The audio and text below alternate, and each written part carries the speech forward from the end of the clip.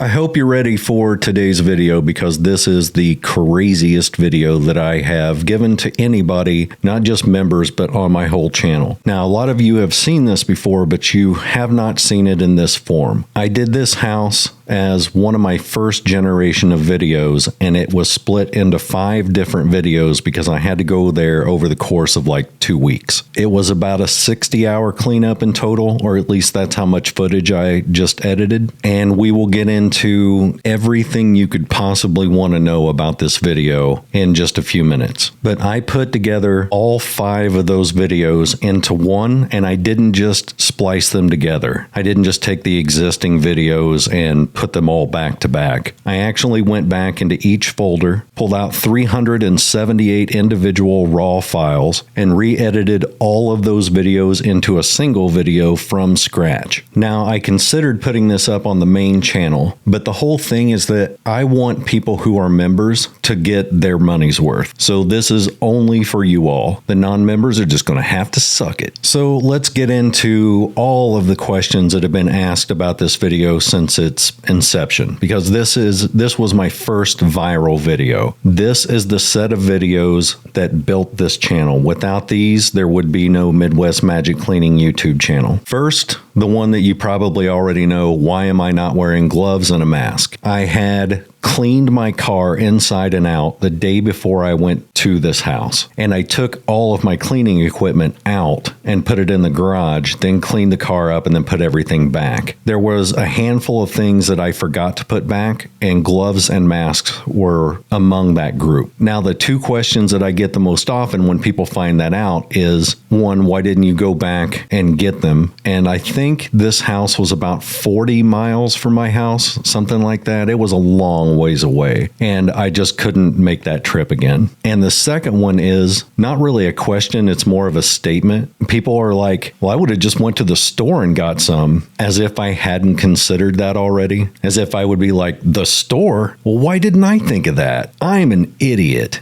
Anyway, the closest store was about 40 miles away. This is a house surrounded by 40 miles of corn. There was no local store. I either had to make the decision to just start day one without all that protective equipment, which was dumb, I've already admitted that, or I had to spend 80 minutes, which is an hour and 20 minutes on the road to start this. So I just said, screw it, and dove in. Now, a lot of what you'll see here are methods that I don't use in regular cleaning videos, and one of the reasons is because in this first generation of videos, I'm actually learning and experimenting with new techniques. I've been cleaning since the mid-1980s, but getting into houses like this, that's a brand new experience for me. So, for instance, you'll see me using Zep degreaser. I tried it out. It was okay. I never used it again because I found that Mr. Clean was just better. You'll also see me not using oven cleaner on the top of the stove, and that's just because I didn't have any at that time. Or if I did, it was left with my masks and gloves. You'll also notice me using a drill with a brush attachment on that. Now, I got that idea directly from the Detail Geek, who does car detailing, and I wanted to try it out because this was so nasty. I never really used that again. I've used it a couple times in regular house cleanings, like if a bathtub is really bad, sometimes the drill brush thing works. But had I done this house knowing what I know now, I would have actually just soaked the whole thing down with Pine Sol or Lysol, probably Lysol because that's a little bit better at killing germs, and then used a paint scraper to get all the crud off of it. Then I would have gone back and sanitized it and cleaned it with regular cleaners. Another thing that you'll notice is that I'm only using one extremely dirty rag to clean this off. And the reason I was doing that is because there's no need to switch rags when it's this bad. The idea at first is not to get it clean, it's to shovel all the crap off of it. And so I don't need multiple rags until I get into the actual cleaning and sanitization of the countertops. So all I'm doing is using that nasty rag to to get all the nasty stuff off, then rinsing it out and repeating the process until all the gunk's gone. This is like a layer 1 cleaning. By far, the most common comment I get on this video is, I can't believe you're wearing those nice clothes. Like, you're going to ruin that outfit. That's crazy. This outfit that I'm wearing is a Walmart clearance rack outfit that I bought for less than like $20. Like, the entire reason that I'm wearing this outfit is because it's basically disposable. It's old crappy clothes or new crappy clothes that barely cost anything to buy. So I didn't even care if I took these clothes off and used them to clean the countertops with. It didn't bother me. I bought them specifically to work in them. So if you've watched my channel long enough, then you already know most, if not all, of that information. So let's talk about some things that I don't normally talk about or haven't talked about up until this point. The story of this house is that a man and his girlfriend lived there. They were elderly, and she had hoarding disorder. The family claims he didn't, but I don't think there's any way he couldn't have had it. That, or he just completely gave up and stopped fighting and gave up with the whole confronting and conflict thing and just let her do it. Either way, the house had a major problem, as you can see. The old man died, and then the family who inherited the house allowed his girlfriend to continue living there. And they said that that's when it got really bad. She had birds, cats, dogs, all in the house. She hoarded. The trash buildup was absolutely insane. They said it took them weeks to get all the stuff out once she finally moved. So the house is not just covered in trash and dirt, it's covered in animal feces. And that's one of the reasons the kitchen floor looks the way it looks. They had ripped up old, like, AstroTurf type carpeting. I don't know what you call it. It reminds me of AstroTurf, which is why I call it that, but it's super thin carpeting. And what's on the kitchen floor is the leftover padding that they would need to scrape off and before they redid the floor. So anyway, it took them a really long time, but they finally had to just evict her. And you all know that I have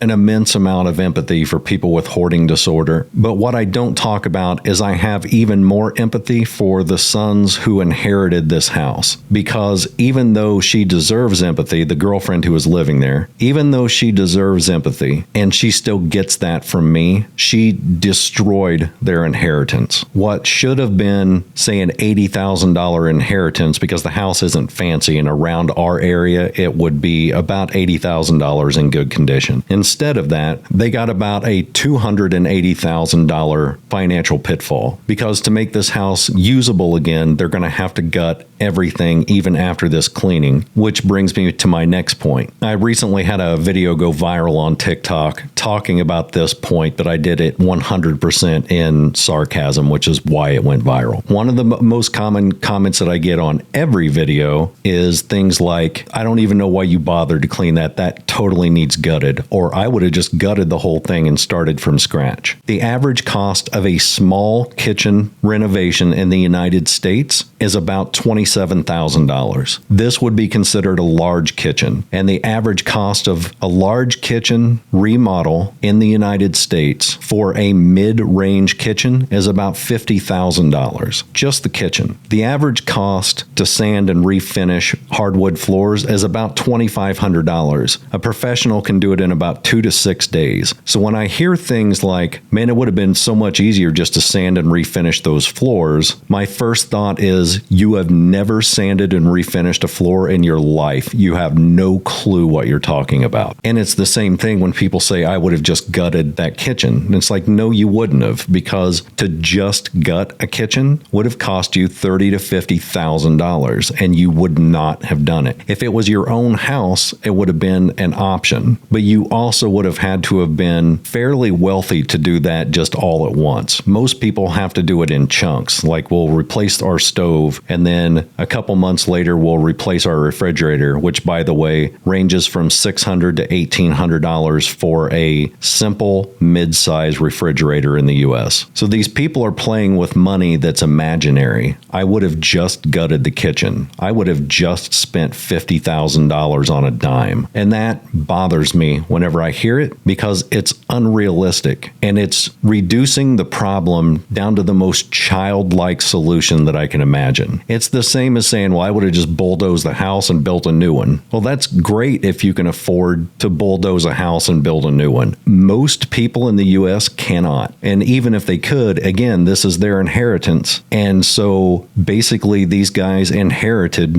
a $250,000 bill. So when people ask me why I bothered to clean this at all, there's a couple reasons. The first is that I just wanted to. I wanted to give myself a challenge and see if I could do something with a place that was this bad. And I was still learning, so I was using this as kind of an experimental house to see what worked and what didn't on really, really bad surfaces and really bad crud. But also, when they gut this, and they likely will, I mean, they're probably going to have to, but when they gut it, if you were the contractor, if you were the people inside dismantling this kitchen and rebuilding it from scratch, would you rather mess with a kitchen that looked like this in this condition, or have one that is at least safe enough to work in, that wasn't covered in mouse and bird feces and cat urine? What I did with this house not only helped me, but it helped the owner and it helped the contractors who now no longer have to work in this filth. It's the same thing with some toilets that I've cleaned in the past, like in the biohazard house that had all of the stacked up used adult diapers. The toilet was just absolutely demolished in that one, and it was broken on the side. It was cracked. And so many people had asked me, if they're going to replace that toilet anyway, why are you even bothering cleaning it? And outside of me just wanting to see if I could clean it, the main reason I cleaned it was because somebody has to replace it. And so I don't want them coming in there and trying to take apart a toilet that's covered in human crap when they can be taking out a toilet that's clean. I'm thinking of somebody else other than the homeowner and other than myself whenever I'm doing things like this, because I'm not the kind of person who's like,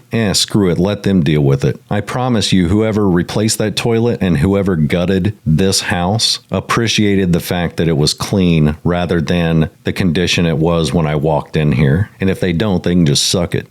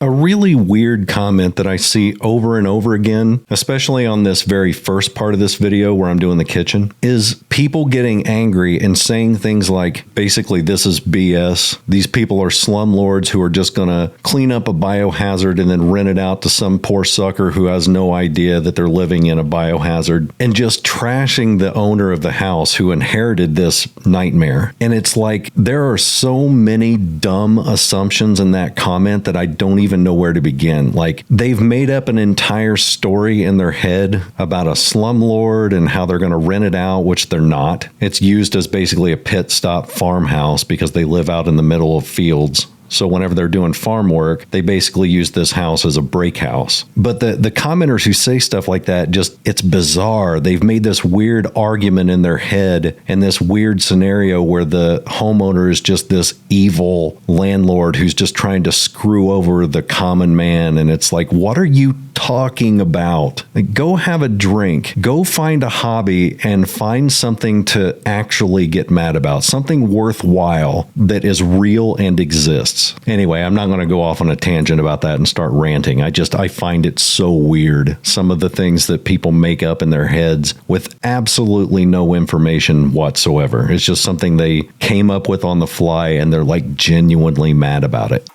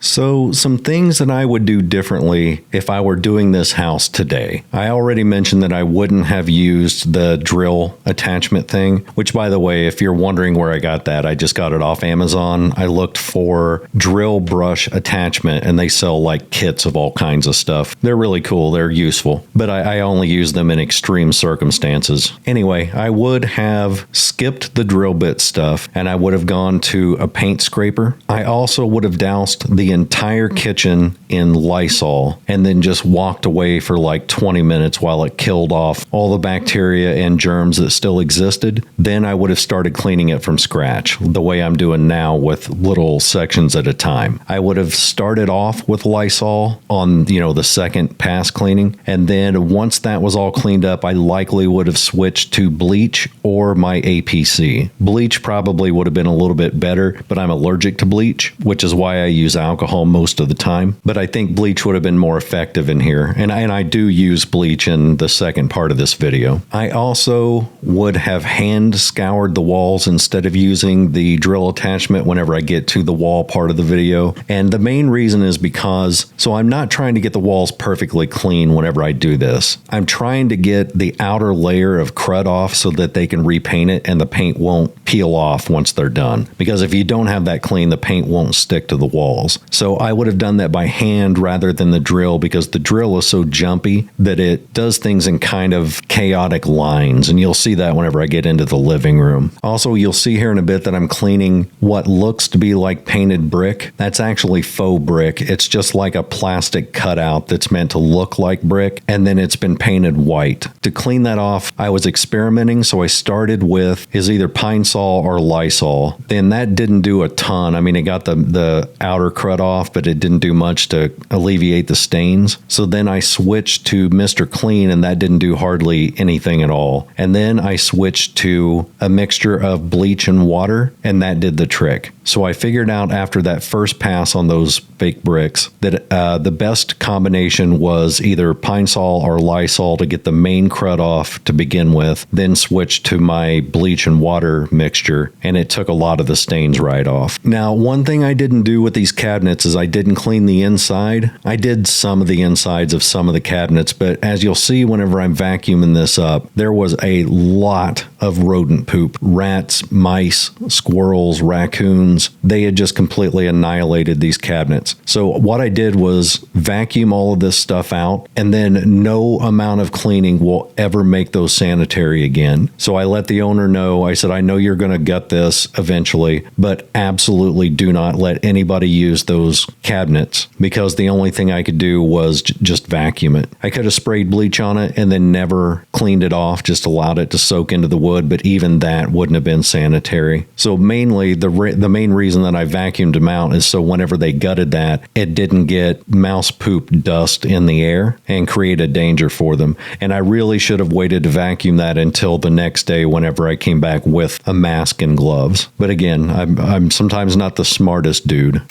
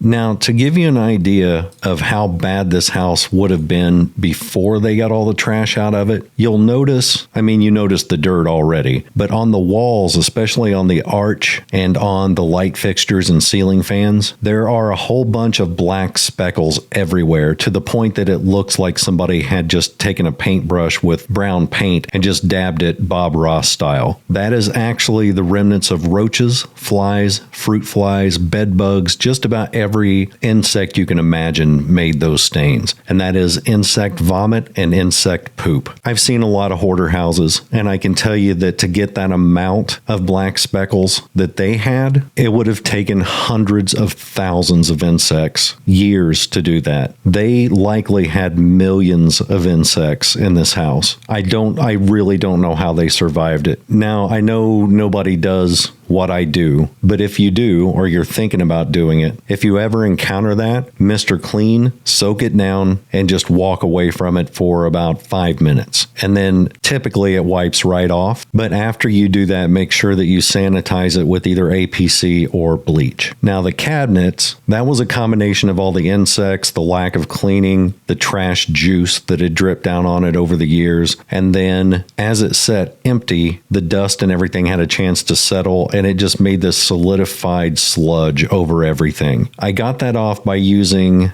Lysol or Pine Sol. And I keep saying Lysol or Pine Sol because this is about the time where there was an actual recall nationwide on Pine Sol. So around this time, I switched from Pine Sol to Lysol, and I never looked back. I like Lysol better. But I used Lysol to begin with, and then I used my drill attachment to get the main crud broken up, and then I washed it with a rag using another bucket of mixed up Lysol. Now in doing that, it did remove some of the old protectant on these cabinet doors, which would have been kind of a varnish, I guess. But I mean, it genuinely doesn't matter. The cabinets are so destroyed that all I cared about was getting the gunk off of it, so whoever replaced it could replace it safely. So if you're ever doing cabinet doors and they're wooden and stained and have a finish on them, don't use a drill attachment because it will take off the protective coating. Also be careful even using a rag on that if you're as gigantic as I am, because just for my sheer size and girth alone, I had to really kind of ease up on how much pressure I put on these cabinets. Otherwise, I could have just pushed those completely through the wall and out into the yard.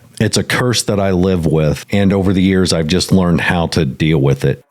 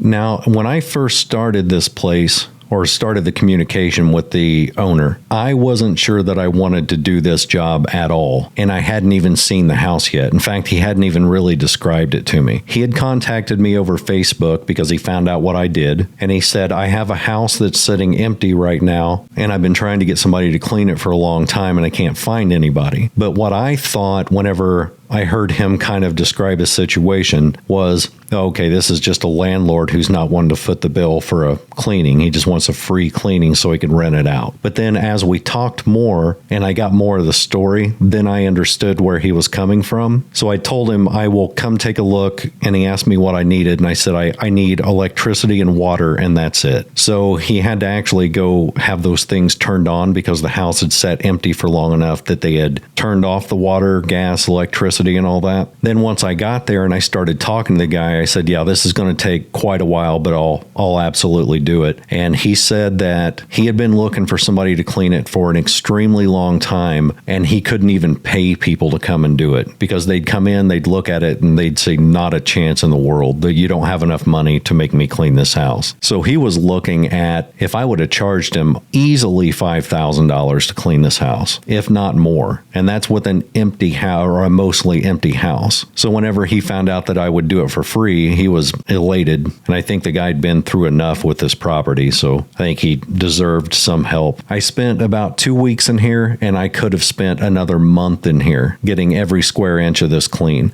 I didn't do the bathroom because the bathroom was absolutely shot. Everything was broken. There was stuff falling off the walls. The toilet was barely attached. There was just no cleaning the bathroom. That's one where they legitimately have to just put on some gear, go in there and gut that down to the studs and rebuild it. There is no saving that bathroom. I also didn't clean the ceilings because they're textured, and at that time my back and my shoulders couldn't handle having my hands in that position long enough to do it. If you're wondering how to clean a textured ceiling, not popcorn ceiling, because popcorn ceilings, the stuff will fall off of it. But if it's just regular textured ceiling, get yourself a soft bristled like bathroom brush or a dish brush. Get some maybe Dawn dish soap and water and scrub the ceiling, then just wipe it down with a towel, a dry towel. It's probably going to leave stains if it's in the condition that this one's in. In that case, they're going to have to repaint it. And before they paint it, there's a product called Kills, and that will remove the stains in kind of like a primer form, and then you can paint over the top of that. But like, there's no way I could have cleaned these ceilings to make those look normal. It was just too far gone. I mean, the amount of nicotine alone in this house would have been bad to clean, even if you discounted all the insect crap in there. Now, the other thing I would have done different is on the main walls in, say, the living room, I would have used TSP in a pump-up sprayer. That's trisodium phosphate, and that's really good at getting nicotine off, but it's also good at getting corrosion off. You have to watch that stuff around glass because it will etch glass. Of course, these windows are so shot it wouldn't have mattered, but if you use it yourself, you got to be careful with it. But I would have sprayed down the walls with TSP, and then by hand, I would have used a scouring sponge to make sure that what I cleaned off was nice and even. Then I would have slapped the walls in the face and been like, do you like that? No, I don't like that when you slap my wall face. You suck it, wall. Now, another comment that I get pretty frequently when dealing with hoarding houses is, where were the kids during all this? Why didn't they help? And the truth is that in most of these cases, the kids have been helping for many, many years. And it's a cycle with people with hoarding disorder where you'll help them out and then the house will just get re-hoarded again over and over and over. Without psychological intervention, the likelihood that they'll relapse back into hoarding is almost 100%. It's as bad as alcoholics and relapse rates for that. So at some point, after many years of trying to fix the problem and seeing it revert over and over, the kids just give up, and justifiably so. I don't blame them for it. When you help out over and over and over again, and then the house just continues to get back in that condition, at some point you hit a breaking point, whether you're related or not, and you say, I can't do this anymore. I have to concentrate on my life or I'm going to literally go insane. And so, yeah, these guys had helped just the same as in the biohazard house. That woman's daughter had helped for many, many years. All of her daughters did. And eventually it's just like, we have to get back to our own lives. We can't devote any more emotional and psychological pain to this problem, especially if the hoarder has refused treatment and just actively pushes help away. Sometimes when you back off, you, as a child of a hoarder, have to finally say, okay, she's going to have to hit her rock bottom. And when that happens, we'll deal with whether we have to put her in a home or not then. And unfortunately, that is the case in a lot of hoarding situations. They just end up hitting a rock bottom and they have to go to a nursing home because they can't take care of themselves. But in very few cases have I seen an instance where the family just refused to help.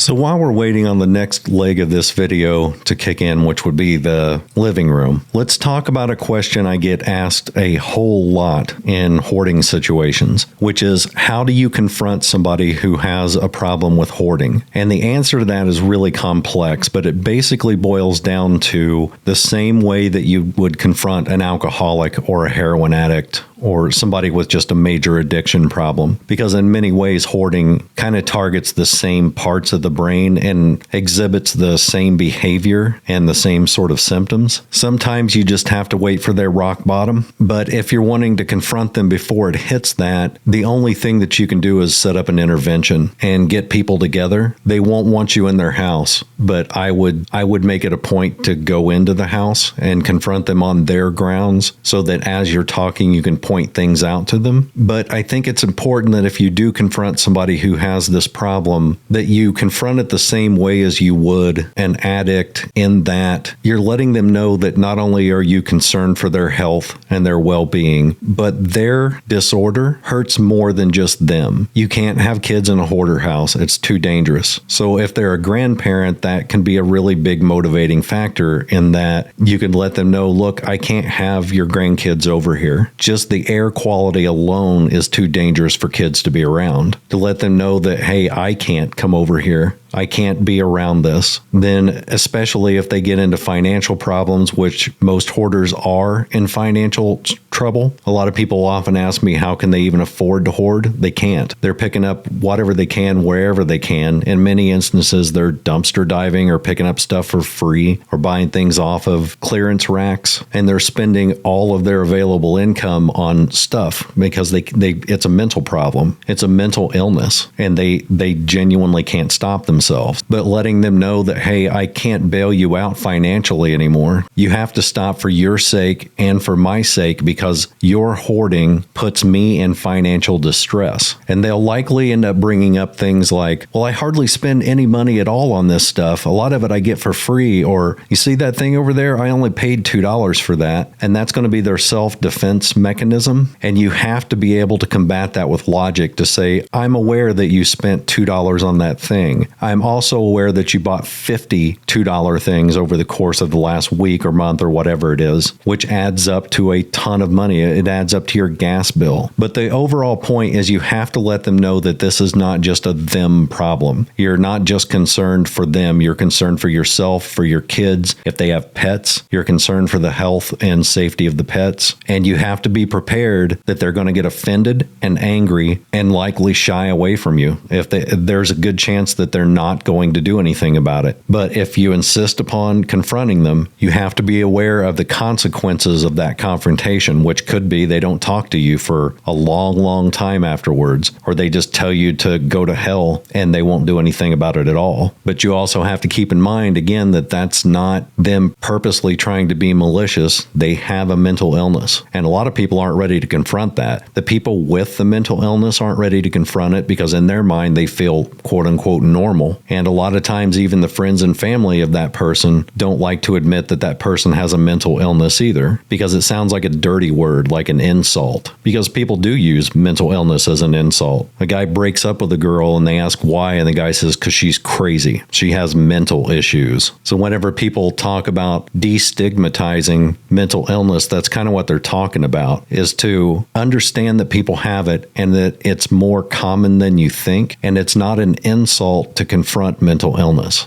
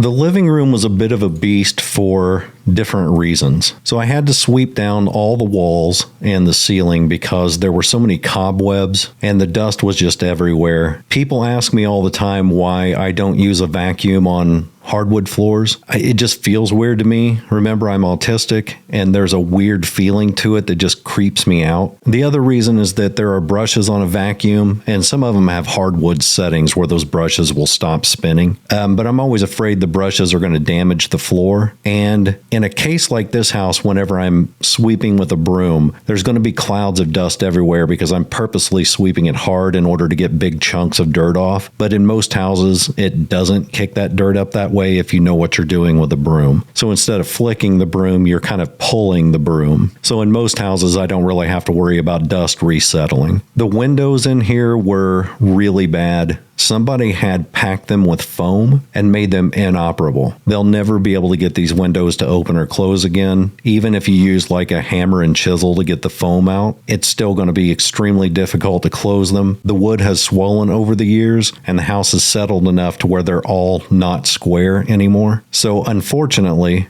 they're going to need to be replaced. And the reason I say unfortunately is because these are original to the house and the woodwork on them is actually really nice. I don't know, maybe they can salvage the trim and molding and then replace the windows and then put the original trim and molding back on. But it'd be a shame to see them go, but they're probably going to have to. The other part of the nightmare of the living room and the hallway is that this is where the majority of the pet waste was, and a lot of that was bird poop. And if you know anything about, like if you've ever watched the show House, there were a couple of episodes where people got extremely ill from being around pigeon poop. That stuff can house some really, really nasty viruses and bacteria. So as I'm cleaning the floors and all the rest of the house, I'm wearing an N95 mask as well as gloves.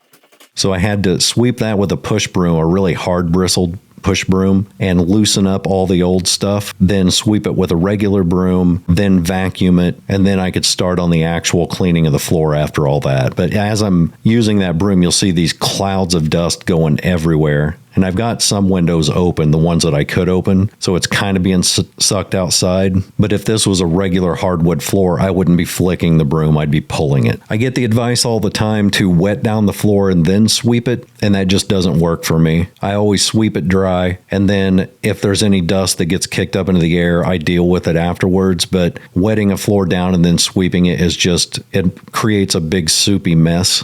And it's just not a piece of advice I follow. I've just cleaned enough houses over the years to know that that's taking away one problem and creating another, especially on a floor like this.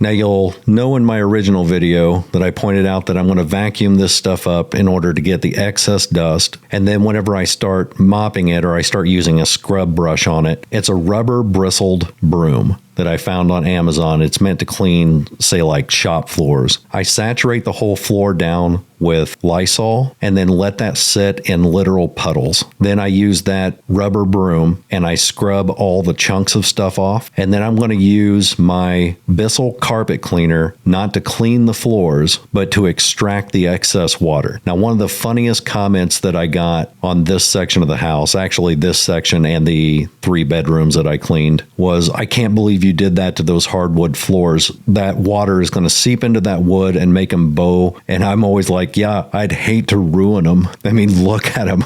They're already bowed. They're covered in pet urine and pet crap. What do they think I'm going to do to this floor that hasn't already been done? But I actually have said that to a few people, the very sarcastic, yeah, I'd hate to ruin these. Anymore in my old age, I just delete those comments and forget those people exist. But the smart aleck side of me just wants to say that to all of them. Now, this stuff was so thick that I had to do this process several times. I would Lysol, then rubber broom it, then extract the water with the Bissell, then re-Lysol it, re-scrub it, re-Bissell it, and even then I came back the next day after it was all dried and I had to re-mop this floor another 4 times before I finally got down to actual hardwood. Then once I was done with that, the floor was so dry for so long that it just absorbed all that water into it, and it was still extremely dry. So what I did to cap this off was I used liquid gold to re-oil the floor. Normally, you don't use liquid gold on hardwood, but again, in this case, we're dealing with a floor that's already ruined, and liquid gold could do nothing but help it. Now, another common question that I get concerning hardwood, and you can see it in this one, is how do you get those black stains out? Those black stains come from the ammonia in urine, and that's where the birds and cats and everything had gone on the floor, and over time it just corrodes and turns black. As far as what I understand, you could use oxalic acid to get that out. That's basically kind of a wood bleach, and I think the Barkeeper's Friend is made with oxalic acid. If not, you can actually buy oxalic acid by itself. However, if you do that, watch many YouTube videos on how to use it, because it's not what I'd call dangerous, but if misused, you could mess up your floors even more than they already are. And you'll want to know the right protection to use. You'll want to know what mixture to use, and you'll want to know how to deactivate the acid, because even after you dry it, the floor dries and you've got all that stuff sucked up off the floor, it's still going to be sitting there as an acid in the grains of your wood. So it does have to be neutralized. I didn't go that far in this video because I had already done enough, to be perfectly honest, and I'm not a floor restorer, which again, when people bring that up, it just cracks me up. Why didn't you just sand that and refinish it? Well, because I'm not a floor restorer. I'm a cleaner. I came in here to clean this floor for free, and that is enough. If the owner wants to sand and refinish the floor, that would be great. I'm sure it would look awesome. I'd love to make a video on it, but that's not what I'm here to do. It's like a mechanic showing up to change your oil, and you're like, oh, that's great, but why didn't you repaint the car too? Because that's not what I came here for. I came here to change the oil. Earl.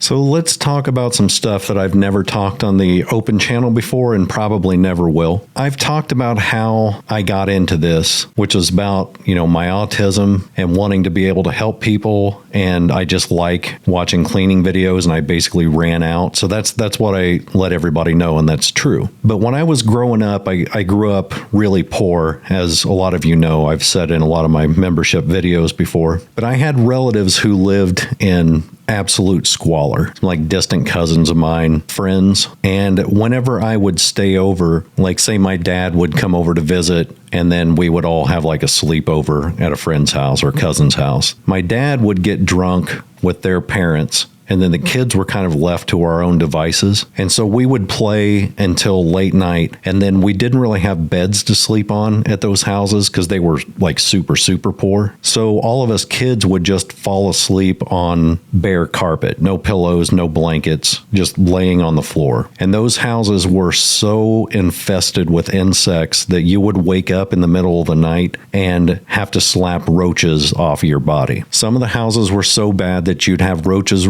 crawling on you in the middle of the daytime. The smells were horrible, and the people just lived that way. And I grew up with it as sort of a common thing. I mean, I knew that it was not the normal. I knew most normal people didn't live like that, but it was normal to me because it was a common thing to see. It was where we hung out. I did have relatives who were hoarders, distant relatives, and I had a couple of close friends whose parents were hoarders. And so I got into studying that disorder in college when I had taken initially just an abnormal psychology class. And then it was so interesting that I just kept studying abnormal psych. I never got a degree. I ended up dropping out of college early and just traveled the countryside back whenever I was young. But I got close to a degree, and I never gave up on the study of hoarding disorder because it's such a fascinating topic that even scientists in the field don't know a lot about. I've watched the evolution of that science change over the years because they used to think it was directly related to or a form of OCD, and then they later found out it's not. It's its own standalone disorder. But every time I learned a little bit more about the subject, it seemed like the more I understood the people that I grew up with and had more empathy for them, because back then I just thought, my God, these people are scumbags. What a bunch of lazy pieces of crap. Like, they can't even bend over and pick up this wrapper off the ground, let alone a 3.5 foot tall pile of them. And it used to make me mad. But then the more I learned about the disorder, the more I realized that, oh, this was a mental illness. And it explained so much about their behavior and took out what I perceived to be malicious intent from the way that they lived. And I think I had the same understanding about myself whenever I found out that I'm autistic, because I didn't get diagnosed until 2017. I was in my mid-40s whenever I learned that I was autistic. And it didn't change anything about who I am or how I coped with stress. The only thing it changed was it put a name to the face, or a face to the name, and made me understand myself better. So if there's one running theme that I have in this channel, it's trying to make people understand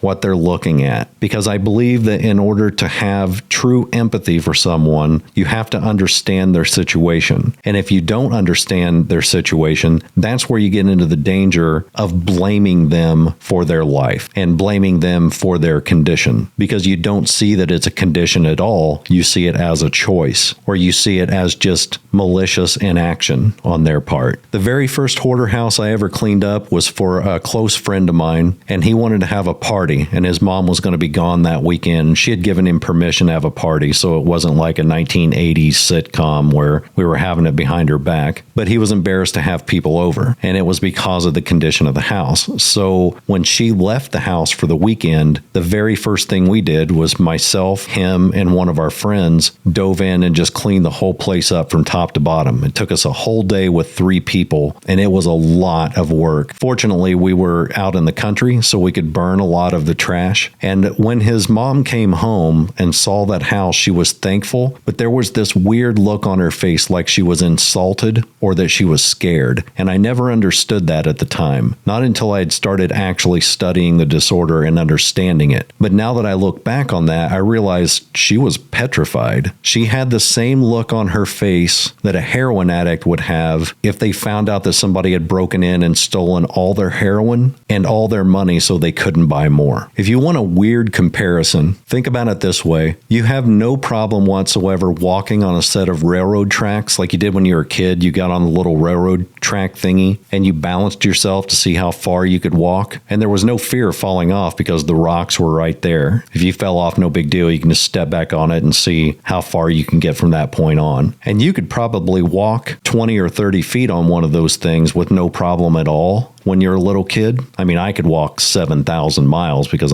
that's who I am. That's how I roll, son. But we'll say 30 feet when you're a little kid. Take that same railroad track and boost it 150 feet into the air with no safety net and see how far you could walk on that. I think that same perception overload is what hoarders feel whenever you take away their hoard. It's like taking away their safety net. They can survive inside the hoard just fine, but take away that hoard and they're in a house that's now open and clean and their collections of stuff have disappeared. Now they suddenly feel like they're 150 feet in the air, and even stepping onto that track is an impossible thought.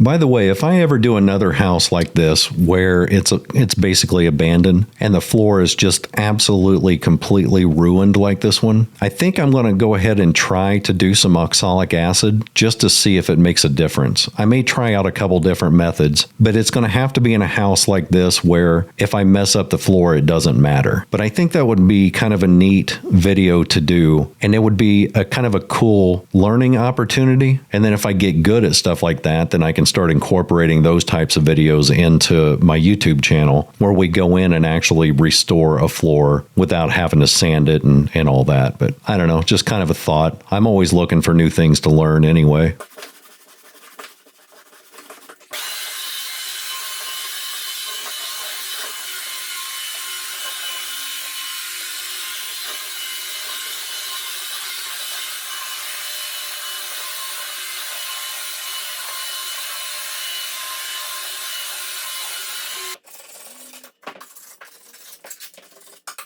So here's where we're getting into the walls, and this is what I was talking about earlier, where I would have liked to have used TSP. Now, these walls are going to have to be repainted anyway, so the actual cleanliness doesn't matter that much. I just needed to get the film off and all the big chunks and all the stickiness, which is why I didn't bother with making sure that it was all even lined and smooth. I just wanted to make sure the paint could stick for whenever they repainted it. But it would have been neat to do TSP just to get that down to bare white again to see how clean I could have gotten it. But for this particular instance, I just used Lysol. Then I used the little scouring pad drill attachment and then wiped off the residue with a rag. But you can see how splotchy that is. That's actually not dirt, that's stains. But enough of the old dirt is gone to where now at least they can safely paint the walls. You can also see the foam stuffed inside that window on the left-hand side. I actually got about half of that off, but the rest of it's so packed in there that I could have spent hours trying to dig the rest of that out. I think what they did was they had an air conditioning unit, like a window unit, and then they stuffed a bunch of foam or sprayed a bunch of foam in there to seal it up, but they didn't think about the fact that at some point somebody would have to take that out. Kind of an interesting side note, on most of the houses that are in this bad of a condition, the heat is almost always out. The furnace is blown, but the houses were in such bad condition that they couldn't have somebody come in to fix it because they knew that if they got reported, they would end up in like adult protective services. Or if they had pets, they'd get their pets taken away. Or if they had kids, DCFS would be called and they would lose their kids. But even if they didn't have any of that, they still won't let people in because of the embarrassment. So instead, they choose to just not have heat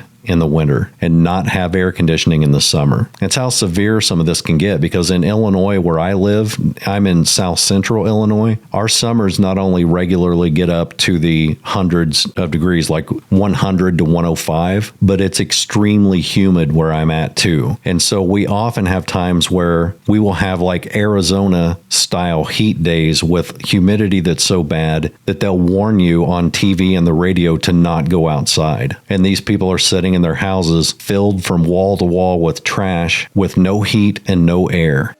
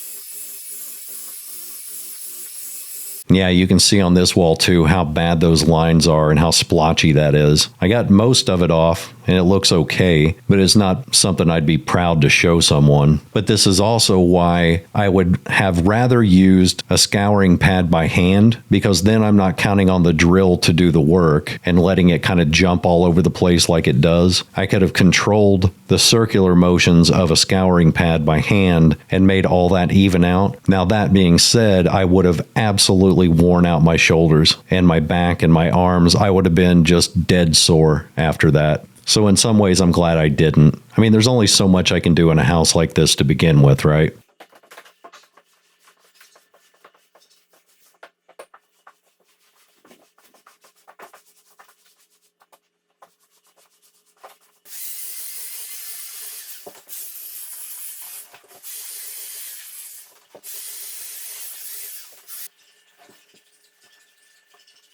Now, another thing I would have liked to have done, but it would have taken me at least a month to pull it off, is I would have liked to have gone back into this house after I had completely cleaned it in the condition that you'll see in this video and just start the house from scratch. Because each time that I would clean, it would get a little better and a little better. And over the course of, say, 4 or 5 cleanings, I could have gotten this, walls and all, back into a livable condition again to where somebody could come in and fix some wiring, fix the heat and air conditioning, and somebody could have moved in here, given the kitchen counters and cabinets have to be replaced and the bathroom has to be replaced, but the rest of the house would have been livable. It's one of the big perceptions, too, that I get a lot on the channel, which is people will look at this one and then the biohazard house and say, no matter how good that looks after you were done, I could never be in that house. I could never eat in there. It's just too much. It's completely ruined for me forever. And I get that.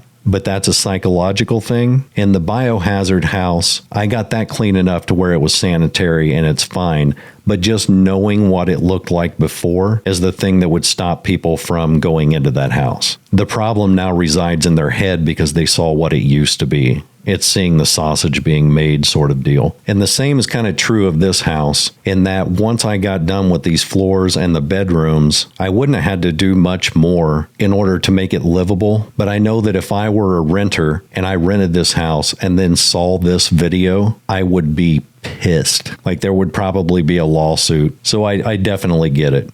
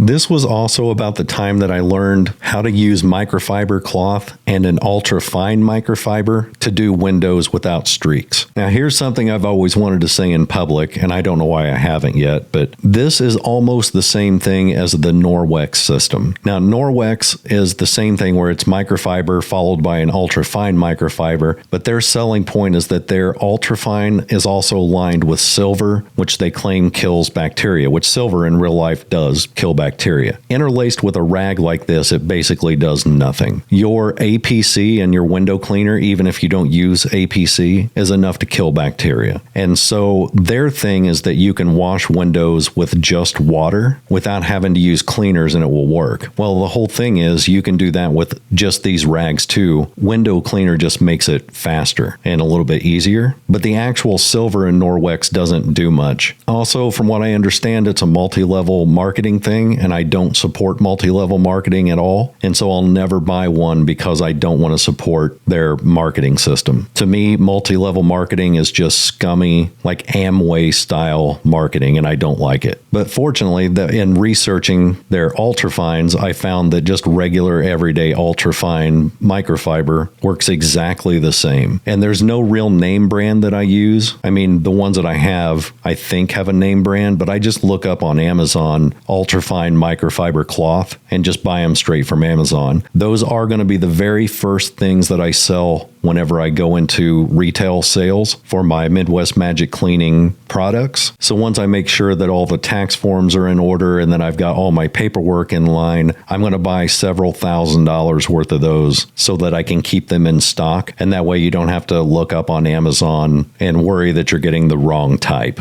I'll just keep everything that I use in my own cleaning videos in stock so that I can sell it directly from us. But it won't be Norwex. If you're into those, so be it. Fine. That's fine. I don't shame anybody who's into those, and I don't think less of you for using them. I just personally don't like MLMs.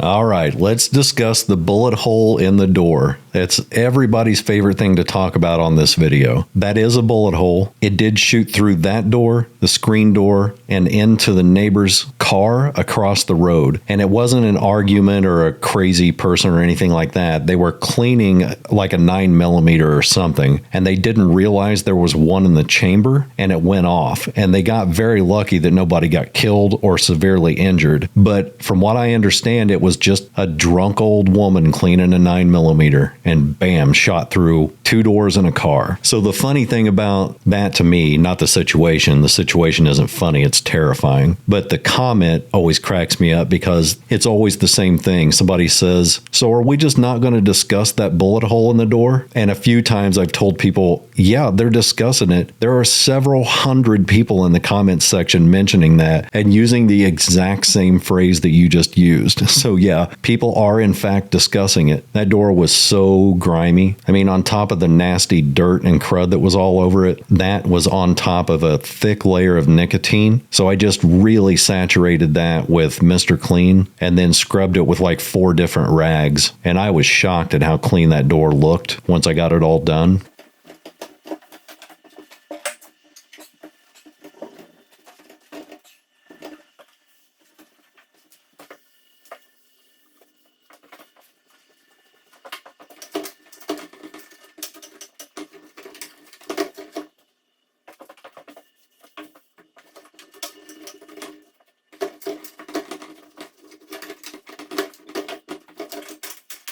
And then after I was done with that, that's where I looked at the floor as it was all dried. And it looked so dirty just because it was so dry and almost brittle that I decided to go ahead and use liquid gold to put some oil back into the floor. And it made a huge difference in how that thing looked. Even after it dried, it still looked really good, like after the oil dried. And again, liquid gold is not something you normally use on hardwood. It can be, but that's not really what it's meant for. Usually mineral oil is decent for a hardwood floor, or even better than that, there's a product called Howard's Feed and Wax. And it's kind of an oil and wax combination that you just apply the same way I'm doing here, except it's not in an aerosol form. You just dab it onto a rag and then basically wipe it right into the floor, and it'll do what is happening here, but it'll just last a little bit longer. It won't be as slick either. Had I done this on a floor that was protected and had like a varnish coating or whatever on it, it would have been too slick to walk on. This one was so dry and damaged that it just felt like walking on a normal floor. This is by far and away the craziest floor I've ever done too. I've done some bad ones, but this one was crazy.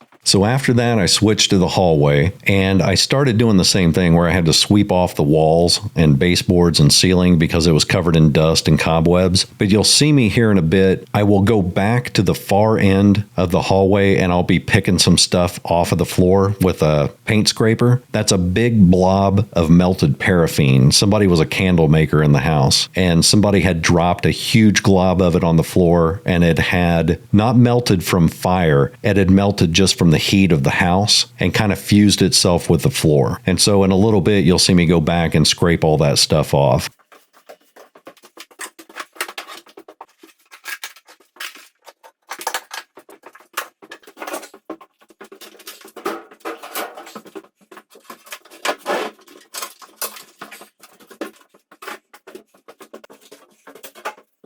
But before I get into the floor, after I've swept it, and I mainly swept it so I wouldn't track dirt across the room that I had just swept, mopped, and oiled for a full day, I went into the first bedroom, and the cobwebs in here were the craziest I've ever seen in any house. So I swept off the walls, ceiling, and then I actually swept the ceiling fan because it was so nasty. You can see just clouds of dust coming off of that. Then I took a break while the dust settled, and then whenever I came back, that's whenever I started sweeping sweeping out the floor, because this was yet another room that was so cruddy that if I didn't give the dust time to settle, I would have just been spinning my wheels. I'd have been cleaning something and then it just gets immediately dirty again, so I'd have to re-clean it. Then, it's just a weird cycle.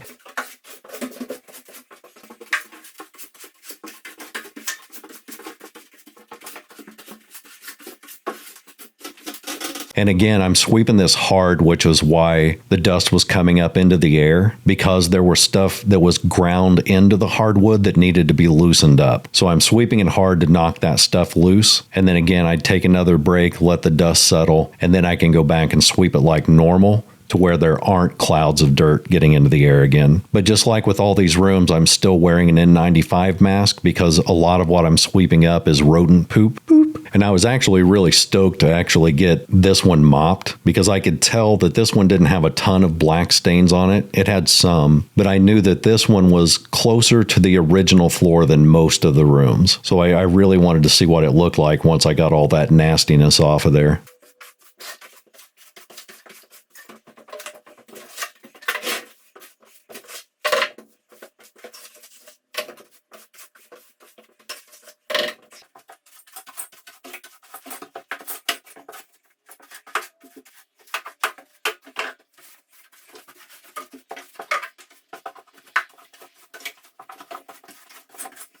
This was my first dry joke that hit really big. People still talk about this one to this day in the comments, where I'd told people that if they had trouble cleaning ceiling fans, that they should try to be 6'4", because that's why I became 6'4", was so that I could clean ceiling fans easier. And people talk in the comments all the time that like they're just now realizing that was their problem all along, that they didn't choose to be 6'4", and that's why they suck at cleaning ceiling fans.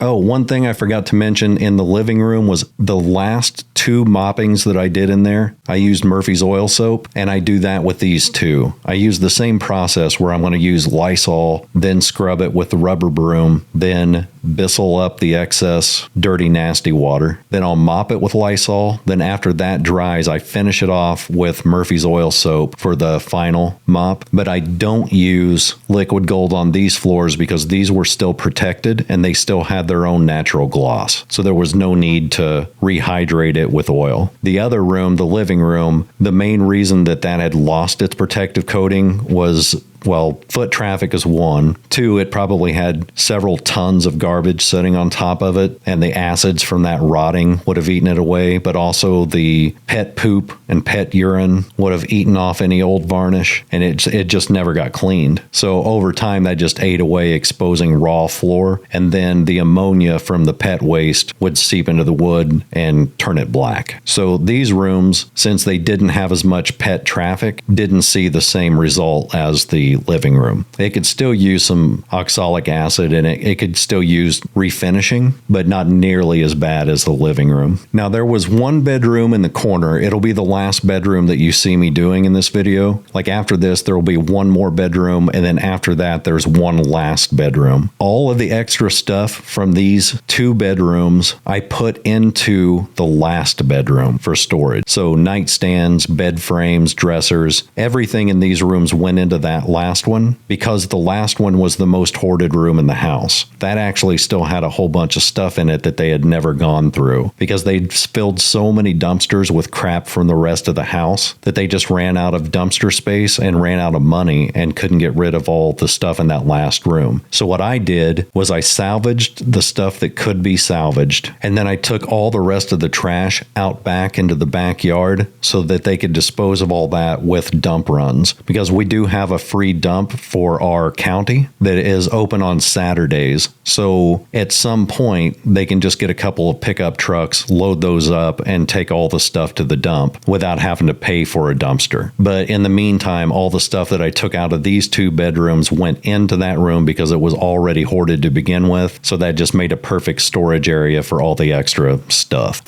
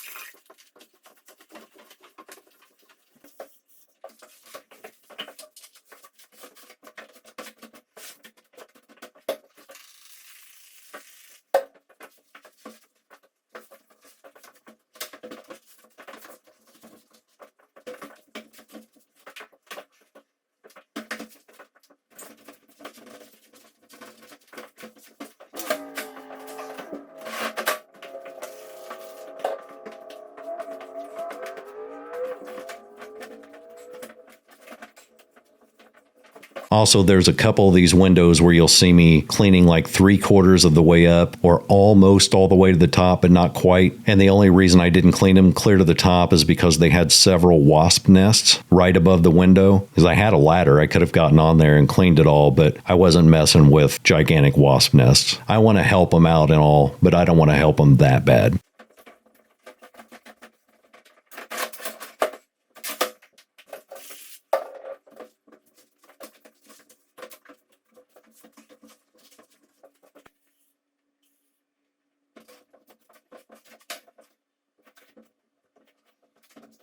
You can tell this house was actually made with care because, one, the wood floors are beautiful, absolutely beautiful floors, and they're all original, but it's very rare that you get a house that has matching woodwork on both the floors and the baseboards and framework around the doors. I mean, even the doors matched the hardwood. The paneling in the bedroom is not actually paneling, it's tongue and groove wood. I mean, technically it's kind of paneling, but it's an extremely high-end paneling. But just the fact that all the woodwork in here matched each other shows how high quality of a house this was back in the day. And it's really sad to see it completely destroyed by a hoarder. I just go back every time to thinking about those poor guys who had to deal with their father's death and then finding out what had happened to their inheritance. I have empathy, but I'm also human. If I would have been in that same situation, I would have been ungodly mad. The hallway was probably the worst of all the floors as far as the amount of feces that was on it. I had to Lysol that twice. I had to use the rubber broom a couple of times, and then I had to paint scrape almost the whole thing. There was so much stuff stuck directly into the floor,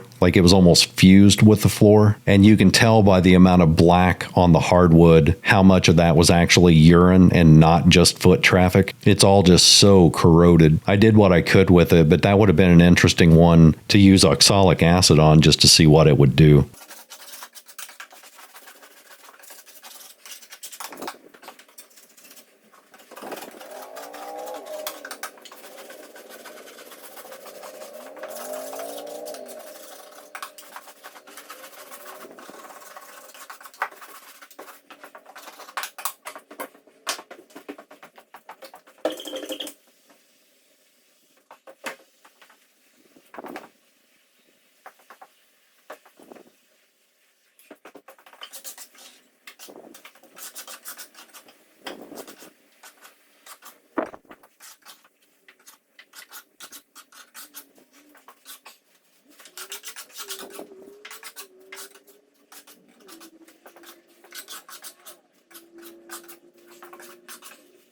But each pass of that Bissell, you can see that getting a little cleaner and a little cleaner. And even after I used the Bissell, I had to repeat the whole process again because I had to clean this in layers. I get one layer of it done and there was still enough on there to where it looked like I hadn't even cleaned it at all. And then again, once I finished with that, I mopped it with Lysol and then I switched to Murphy's oil soap. And then that way I could do the hallway and the bedroom at the same time. So then I could go take a break for 20 or 30 minutes and regain my composure while those two floors dried. And that would give me an idea of whether or not I needed to oil those floors, which fortunately I didn't have to. But that's why I did the initial sweeping on the hallway so that by the time I was done with that other bedroom, I could do both those sections at the same time.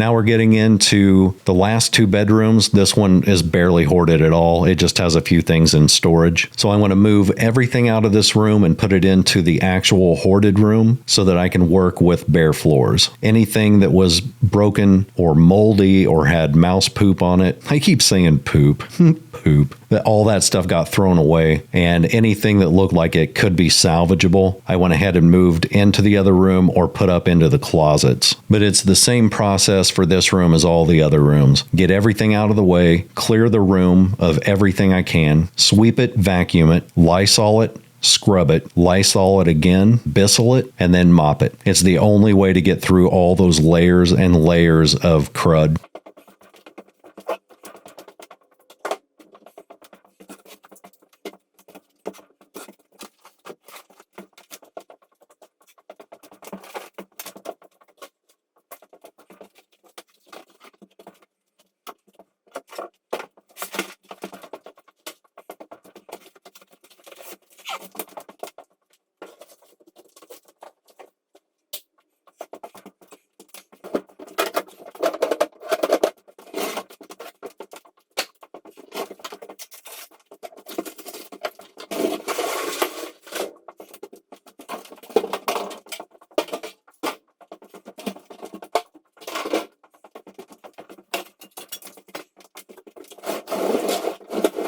You can see that I'm not flipping a bunch of dirt into the air on this one, and that's because I'm using the broom normally. There's very few spots in here that were so cruddy that I would have to use like a hard stroke on the broom. Hard stroke. So I'm not using the broom to kind of flip dirt off of the floor. I'm just pulling the broom to get all the dirt and dust collected into a pile. So it's not like flipping into the air.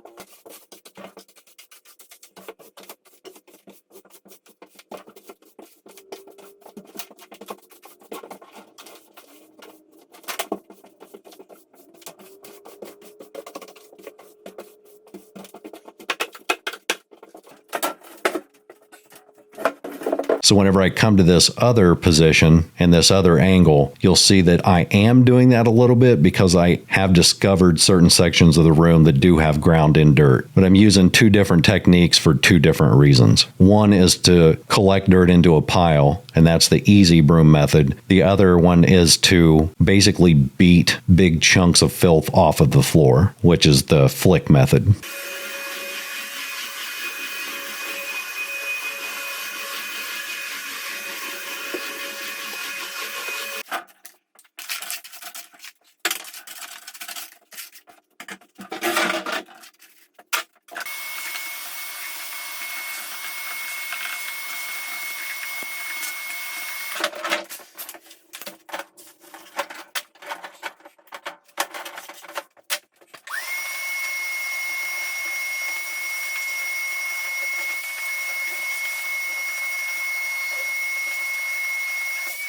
Now, one thing I would have done a little bit differently in this room is, one, I would have put the camera in a different position because once I got this floor wet, the sun looked like a flashbang. But two, I really should have actually sprayed both the floor and the walls with Lysol, and it would have just made my job a little bit easier. Instead, I did the floors like I had talked about earlier, and then I cleaned each of the walls by hand with Mr. Clean, and that just made my job a little harder, and there was no real reason for me to use Mr. Clean on those.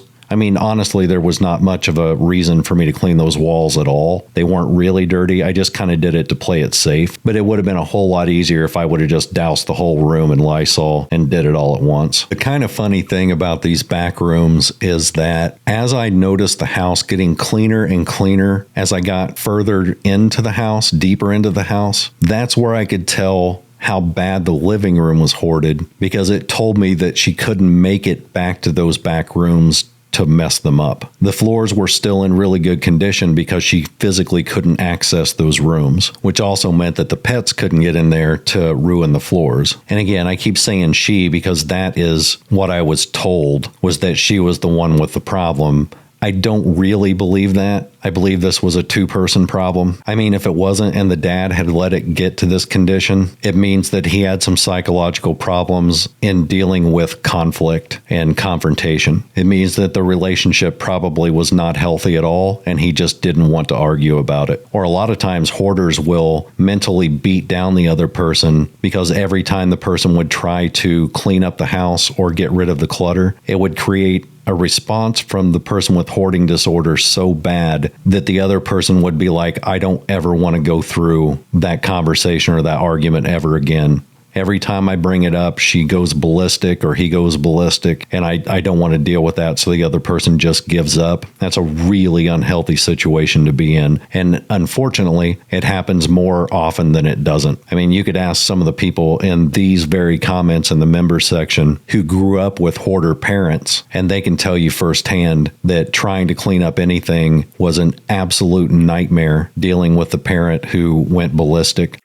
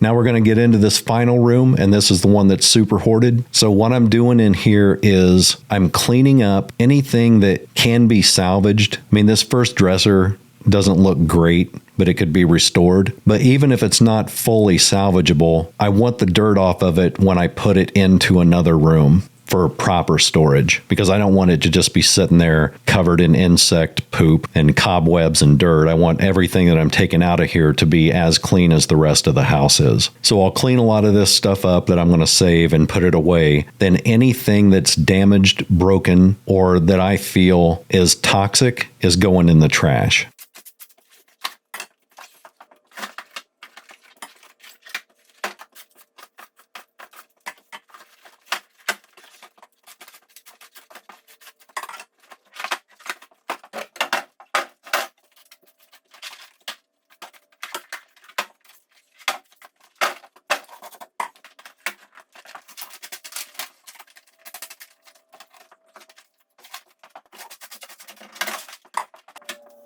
So a lot of those games, those board games that I just threw away, had a bunch of mouse poop and stuff inside of them. I'm not salvaging those. I don't care if those are worth $10,000 each. I'm not saving them with mouse poop on them. So now it's just a case of going through everything that's in this room one at a time, deciding is it trash or is it keep? And if it's a keep, I find a logical, pleasant looking place to put it. So I even kept these little CRT TVs, even though they're obsolete and no one will ever use them again, mainly because there was an old school Nintendo in that closet. And if they ever wanted an easy way to hook that up without having to try to find adapters for a normal modern TV, they at least had the CRT TVs to hook them up to. So I put those in the bedroom on top of the dressers that I'd moved in there. Also, some of these dressers are like mid-century modern from like the 50s and 60s. You'll see a bed frame here in a little bit that's extremely collectible and extremely expensive, and I cleaned it up and kept it in their bedroom as well. You won't see me moving this dresser into the other room, but I basically just had to carefully scoot it from this room into the old bedroom. But once I got that out of there, and you'll see it here in just a second, it made the room look way more open than it actually is. It's just taken up a lot of visual real estate.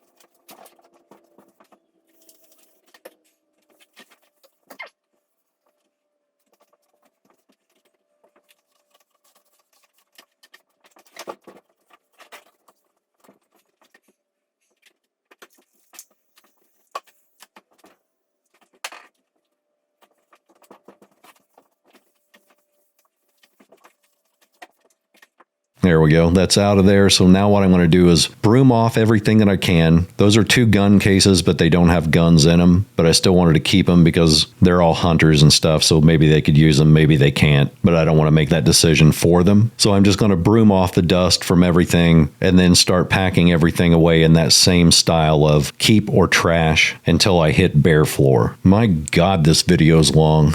This is like the length of an actual feature film. I'm going to have to title this Midwest Magic Cleaning the Movie. I'm glad I put them all together though, because it really kind of gives you more of a scope of how much work it took. Like I said, I had about 60 hours worth of raw footage that I had to distill down into like 2 hours worth of video, even sped up. But seeing all these in the same video rather than broken apart into 5 different ones really gives you a different perspective on how much effort this actually took to clean a quote unquote empty house. So whenever I do a house like this and then somebody's like, well, you didn't pull out the oven and clean underneath it, all I hear is, well, you spent 60 hours cleaning a house for free? Well, you should have done more. It's like seeing somebody give a homeless guy $100 and then complaining because they didn't give him 1,000.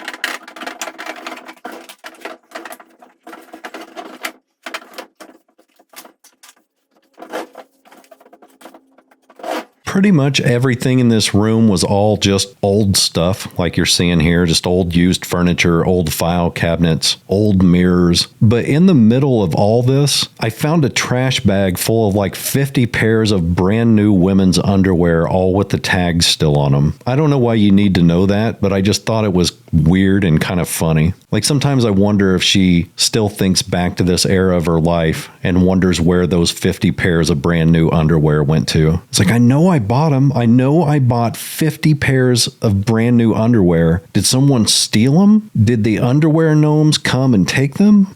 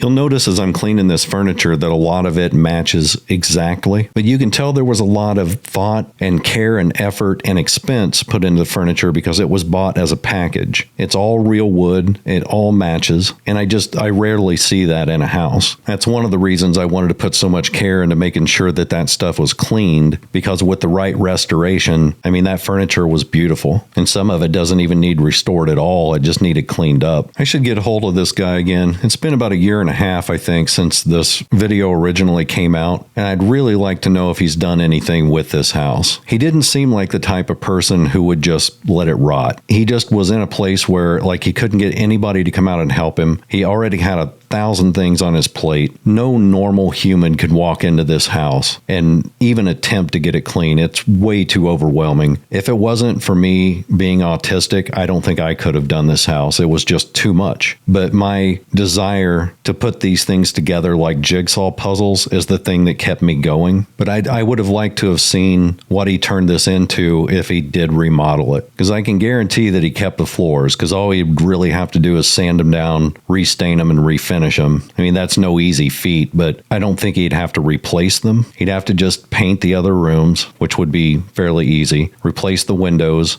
and then replace the bathroom and the kitchen. But all the other woodwork in the house looks really good. I'd love to see it kept in the condition that it's in, or not the condition that it's in, but the same style that it's in.